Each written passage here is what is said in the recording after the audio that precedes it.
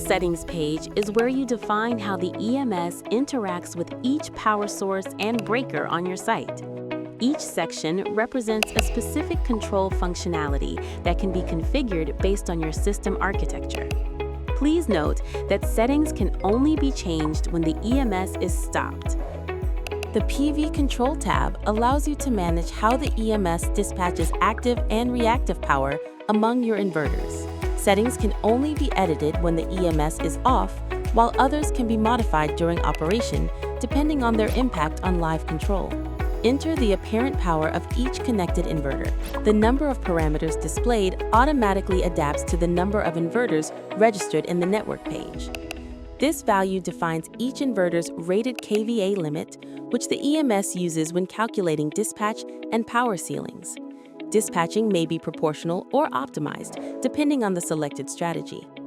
The maximum active power set point change setting defines the ramp rate limit, how fast the PV active power set point can increase or decrease.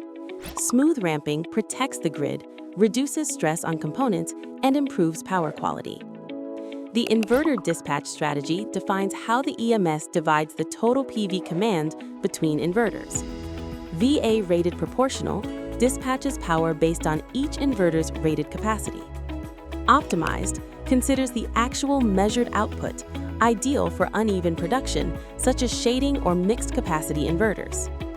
You can also limit how fast reactive power changes using the reactive power ramp rate control. This feature helps stabilize voltage and reduce flicker when reactive set points vary quickly. When the Prioritize Reactive over Active Power feature is activated, the EMS gives priority to reactive power.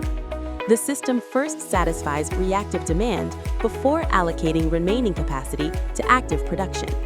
If disabled, active power is maximized first. To summarize, define your inverter ratings, adjust ramp limits, choose a dispatch strategy, fine-tune reactive control, and set your prioritization mode. These parameters ensure that PV production remains stable, efficient, and fully aligned with the site's or grid requirements.